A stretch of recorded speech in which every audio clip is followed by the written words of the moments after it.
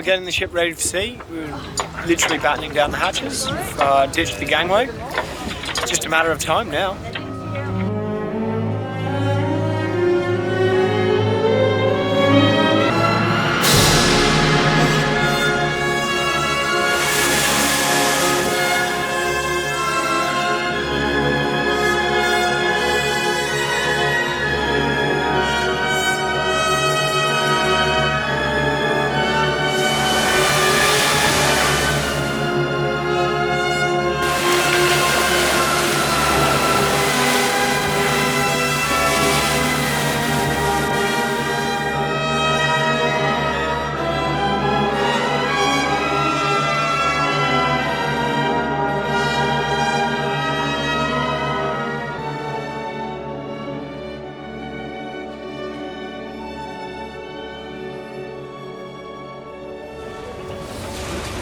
Let go after spring.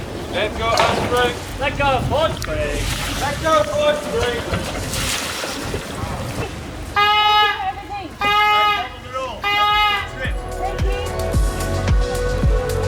After 7 glorious days in Hobart for the Australian Wooden Boat Festival, it was time for the tall ship Duyfken to head for home. So we've just left Hobart, we've just about got everything stowed away. All the mooring lines, etc. have to go below, so that's a bit of a job to get them all down below and coiled. And yeah, we're on starboard watch, probably till 8 o'clock tonight. And then we'll swap over, so we're now back on the 4-hour watch system because we're sailing. I think we're going to be motoring for 24 hours, because at the moment it's a northerly coming this way. Just putting the rolling tackle on, which stops the top yard from swaying backwards and forwards while we're motoring. So the plan is we're going to go past Tasman Island, but we want to do that first thing in the morning because the views are spectacular. So that's why we're going so slow. So it takes about 13 hours, I think. And then we're probably going to anchor in Freycinet for a couple of days because there's a storm coming. We'll sit that out, and the weather all being good after that, it should swing round to the south and we should be able to cross Bass Strait in 2 or 3 days' time. Although motoring can be quite boring, it's a great opportunity to do more maintenance. Here Andy's restropping a block using a seizing cross.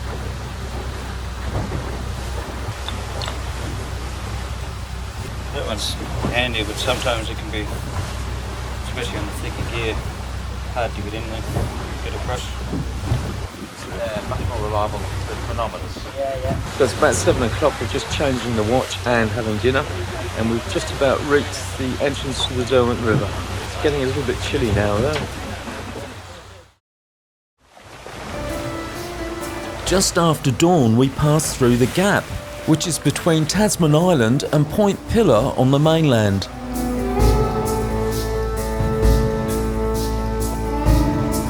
Tasman Island is also named after the Dutch seamen who explored the area in 1642. The towering basalt cliffs, which are the tallest sea cliffs in the southern hemisphere, reach up on both sides. And on top of the island there's a lighthouse built in 1906, and it's one of the most inaccessible in Australia. That's Cape Pillar and that's Tasman Island. It is stunning. It's absolutely amazing. We got seals, sunrises, all the crew is up, and it's absolutely magical.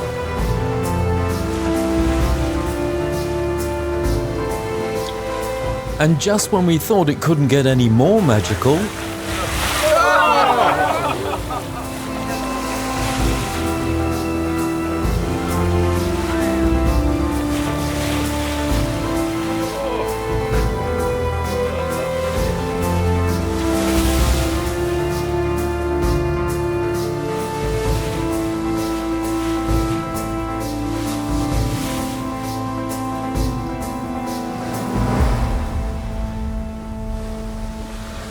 So it's Thursday morning now, about 10 o'clock.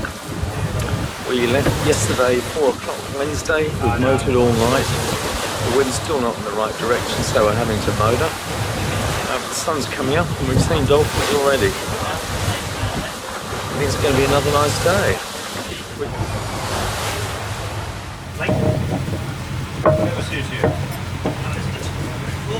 Just bringing out the anchor cable from below, because that's what you've got to do. It's still below in the foredecks.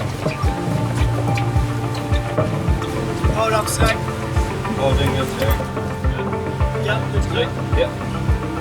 Alrighty. We're going to anchor at Triabunna Bay, which is where we stayed on the way down. The idea is to sit out a storm that's coming.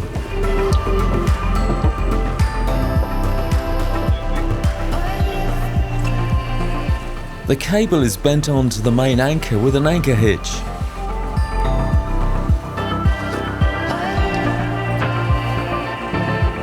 And that one just gets seized on.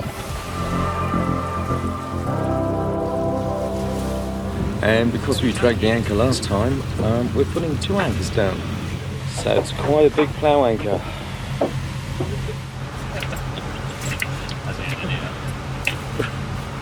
This could go horribly wrong. Attaching the marker buoy to the anchor. Does it have a real name? The real name actually might be like Anton or something. How's that? How are we looking, guys?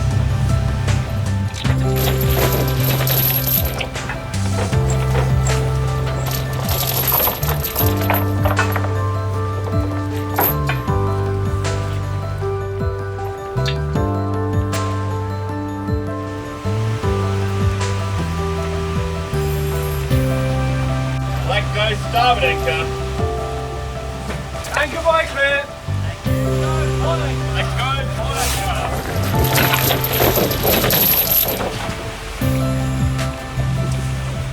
Anchor light and marker going up. Running out of cable on deck. Yeah, okay. Turn the boat outboard. Slowly ease away on the stay tackle.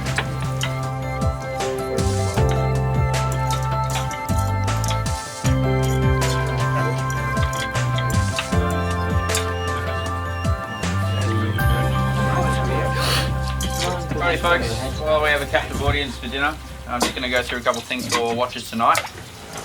Just using the rib to push the stern around a bit as the sun's setting, and then we're going to have a movie.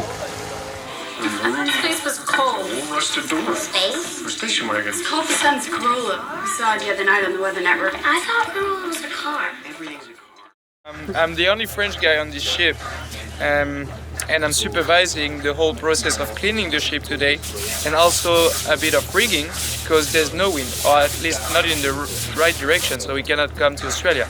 The wind would push us back to Hobart. we're in Australia. Yeah, well, Tasmania's part. It's another island. Tasmania's like the Alabama of Australia. The Alabama of Australia, here we go. So yeah, we're just doing some jobs in a bay that is very calm, and we have 2 anchors, and we're just spinning around, which is fun. So we think that we're gonna get on the way tomorrow around 5 a.m. with fair winds. So Emily, what are you making? I am making a new stopper knot for the main halyard, but we've plaited it so it doesn't matter which way you wrap it around, it'll still act as a stopper. Very good.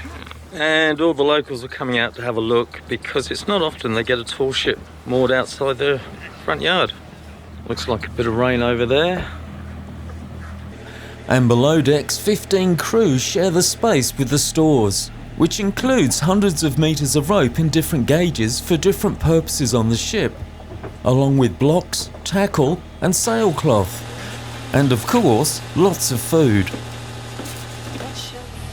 But it is hard to sleep down here, as the engines are on for 2 hours every day to charge the batteries.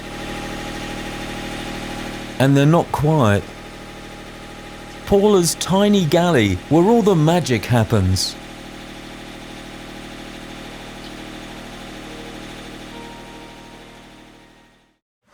I don't know if Brad's changed it out yet. Good afternoon, I'm Nick.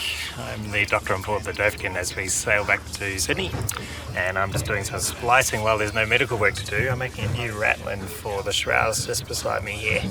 Suddenly getting warm, so we're just keeping on top of things and making sure it's all shipshape before we head on up. So have you done a lot of sailing before, Nick? Oh no, not heaps, but a little bit. I've been ship's doctor on Endeavour before. Oh yeah. So I know a couple of people on board from that, and then some Tasmanian ships before that. So a bit of dabbling while I trained to be a doctor. Because you live in Hobart, don't you? I do live in Hobart, yeah. But you work and all been in Western Australia. Yeah, I've been really lucky. I've been working in Western Australia for a little while in the small regional hospital, which is a good setup for working on ships as well. So Ryan, what are you up to? Well, the rig needs replacing every now and then, and when it gets replaced, we've got to retar everything that's new on the ship, keep it watertight, and make it last a little bit longer. It's And also what- nice what and is sticky that? on your hands. We're using Stockholm tar, which is a plant-based tar extract, and it keeps the ship nice and watertight. And it helps stop the ultraviolet, doesn't it? Yep, ultraviolet protection, freshwater protection, saltwater protection. Jack of all trades, really. Because we don't want the two anchor lines to cross over, every now and then we've got to get in the rig, go out and push the ship around one way. It's 110 tonnes, takes a while. Hey, I'm Chris. I'm part of the crew sailing the Duyfken back to Sydney. I've just tarred my boot because it's waterproof, and I figured, why not, you know? Can't hurt.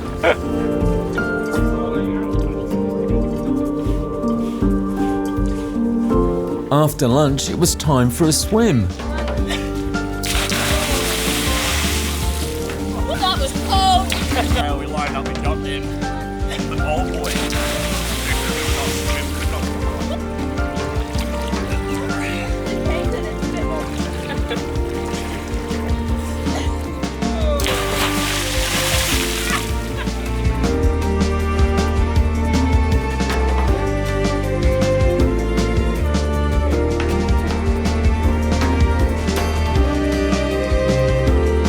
And Mark, who's a seasoned commercial skipper and past master of the Duyfken, shared his knowledge on how to take a sextant reading. In the other window, you've got your reflected image, and as you move the sextant from side to side, the sun will describe a shallow arc like that. And what you have to do is jiggle the wheel on the sextant to make sure that the bottom edge of the sun touches the horizon precisely at the lowest point of the shallow arc. Yeah? That's what we're aiming to do, and that's the angle we're after.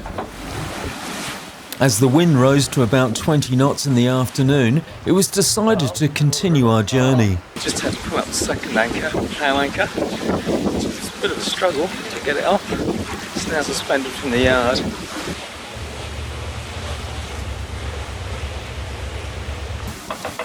For the main anchor, which weighs 150 kilos and is buried in mud, it takes the whole crew to pull the 110 tons of the ship towards the anchor. This is made easier by having the engines gently in forward, but then the weight comes on, and with 60 metres of wet cable, the fun starts.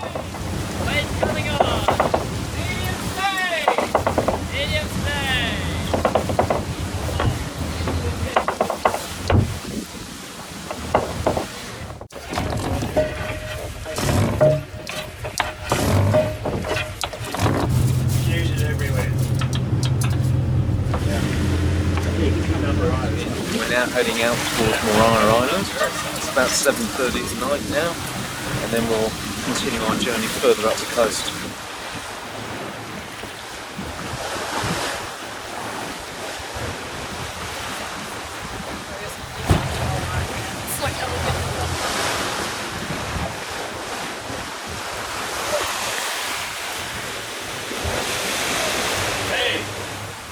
The yard was at deck height and has to be raised before we can set any sails. It weighs about half a ton with canvas.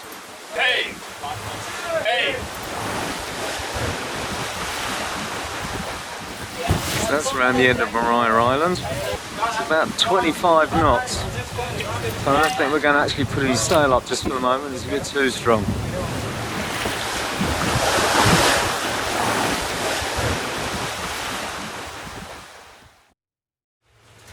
But overnight the conditions changed and the port watch managed to get some sails up.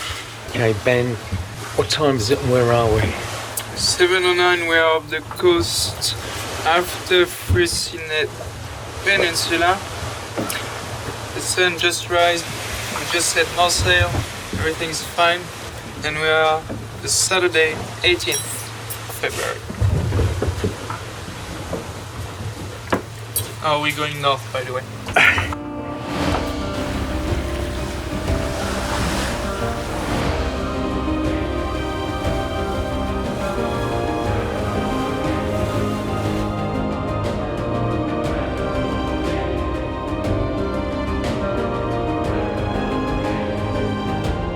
We're almost halfway up the east coast of Tasmania. Ah, what pleasant visions haunt me as I gaze upon the sea.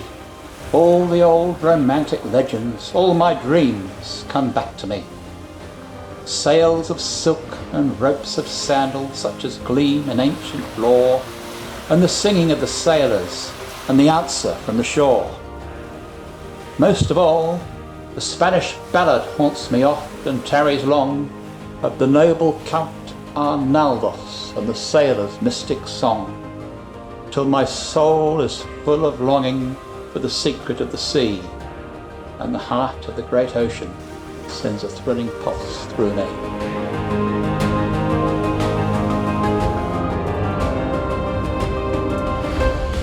So Scott, what's for lunch? Today we have a delicious pulled pork roll with our pastas and salad and some coleslaw, and it is delicious. Is it good, gentlemen? Better than good. It's my third bowl. We're heading north, home to Sydney. Just had lunch, and it's a wide open sea. No one around us. Are we anywhere near Flinders Island yet? I think we've got a fair way to go before we get to Flinders, but we're surging up the east coast of Tasmania. Well, surging, motoring up the coast.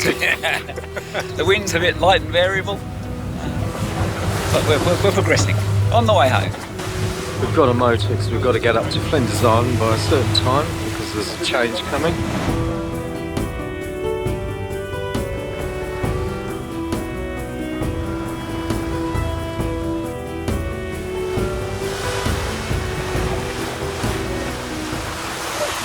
Okay, Dudley, can you explain the watch system for those people that don't know what it is? Sure. So we've got 17 crew on board, divided effectively into 3 watches. We have a port watch of 5 people, a starboard watch of 5 people, and what's called the idler's watch of the remaining 7 people. We work on a 4-hour rotating shift, so each watch is 4 hours long. Effectively, the day starts midnight till 4, 4 till 8, 8 till 12, 12 till 4, 4 till 8, and then 8 till midnight. And the way the watch system works, the idlers every day take the watch from midday till 4 p.m, and the other watches alternate in 4-hour blocks. But the idlers taking that 4-hour shift in the middle of the day means that the watches change. So it's effectively a 2-day cycle for the port and starboard watch as they rotate through the system. What are the idlers? So the idlers are the sort of the crew, the main crew, which include the captain, the first mate, the second mate, the engineer, the bosun, the ship's doctor, and the cook. They're called the idlers because they're basically available any time when they're needed. So they don't have specific shifts. So it's a bit ironic they're called the idlers because they probably do more than anybody else. Yes, so they have to be. Yeah, they can be available, and if required, they can be working all the time. There is a whale out there, about 200 to 300 metres. Hard to see.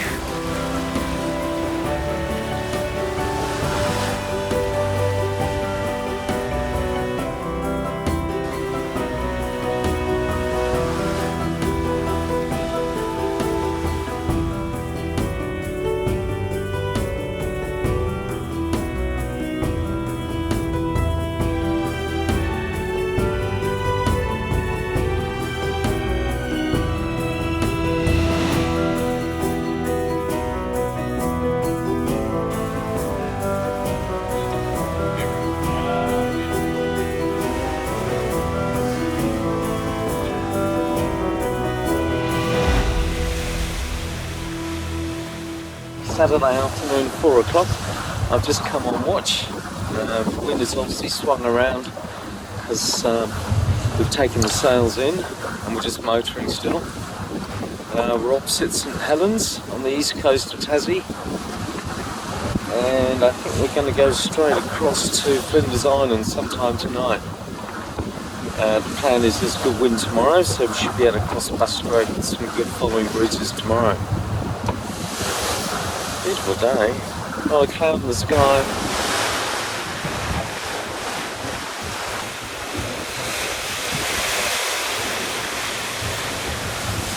Just brought down the main course and the port course. No more sailing today. The wind predictions are not good in this direction. So we've got to make fast for a rocky, bumpy night. So that's called rolling tackle. That stops the yard moving sideways across the mast in rough weather.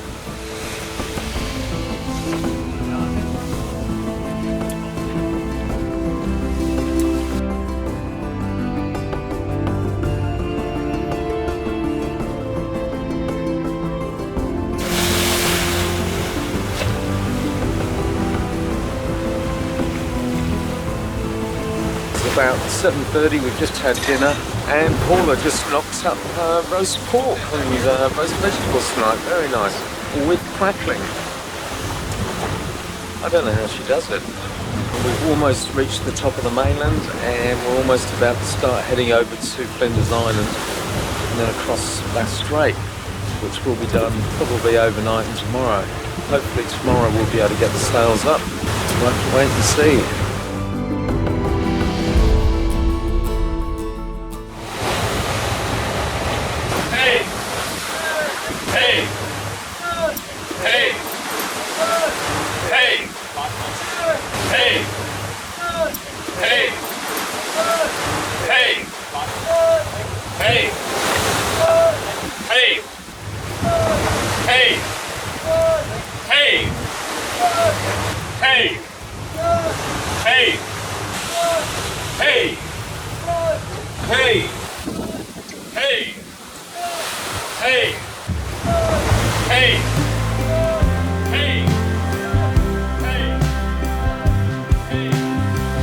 With the main course raised, the climbers can then go aloft on the windward side, and as the sail is held to the yard with gaskets on both sides, they have to cross over and release both to loose the sail.